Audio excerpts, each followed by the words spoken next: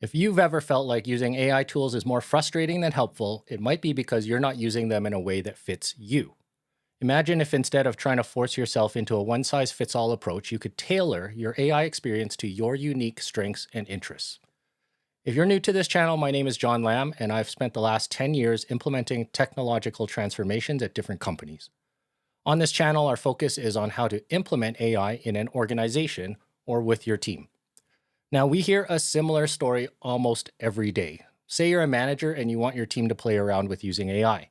They go and try it for a few days, and then they come back and say that it's no good, it's not worth the time, and the quality isn't what they expected. This was so common that there was a meme making the rounds a little while back. Now, I couldn't find it, so I actually recreated it, but I think it looks pretty good. Okay, so what can we do about this? Well, today we're going to dive into how you can make AI work for you and your team by tailoring your approach to match each person's persona. AI can be a game changer, but only if you're using it in a way that aligns with how you think, work, and learn. This video is taken from our free course called Get Cooking with AI. It's inside our school community, link below, which you can join for absolutely free. Let's get into it. So the second biggest source of frustration that we see with people trying to learn AI is that they don't tailor it to their particular personality and their expertise.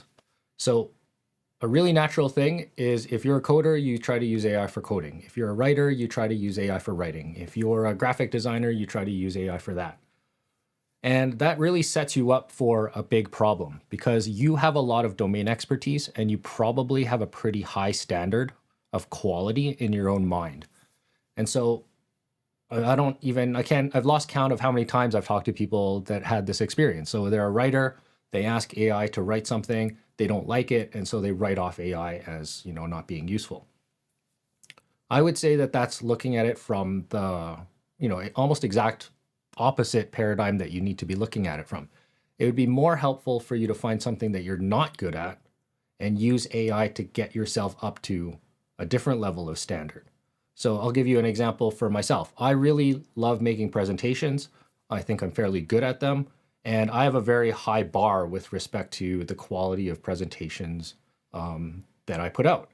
And so when I tried having AI automatically generate presentations, I'm going to be fair, they were not bad, but they were not anywhere close to my level of quality that I would expect. That being said, are they better than 80% of the presentations that I've seen made by regular people? 100%. They are absolutely better than what 80% of people might produce, but they're not better than what I would produce. So that's not a good place for me to start. A better place is something that I'm not so good at, which is I hate documenting things. I hate organizing things. And so if you wanted me to write SOPs, so standard operating procedures, it's, my version of a nightmare, right? I don't like doing stuff like that. Well, guess what? AI is great at doing things like that. And so I think a big piece of this is this discovery process where you figure out either AI is taking away things that you hate, or you can find innovative ways that it can help you do the things that you love. And one of the ways that we help people do that is we actually created a learning persona quiz. And it's absolutely free. I'm going to show you the URL in 2 seconds.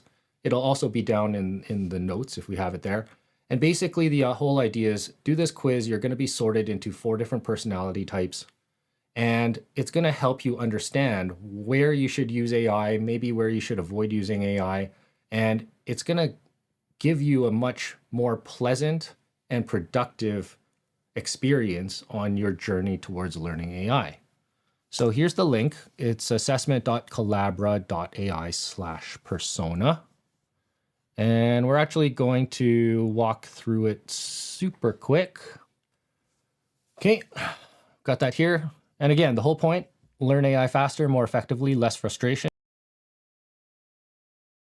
Okay, so here you can see that I'm rated high in 2 areas called implementer and ideator, and low into areas called clarifier and developer.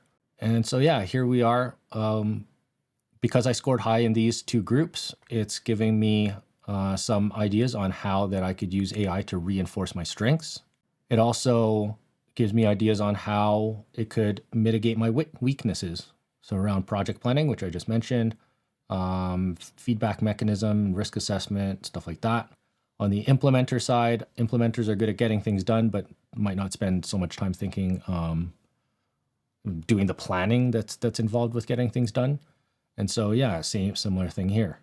And then on the weaknesses, it basically recommends, okay, if you're weak at this clarification thing, then that's kind of another opportunity to use AI to do the things that you're weak at.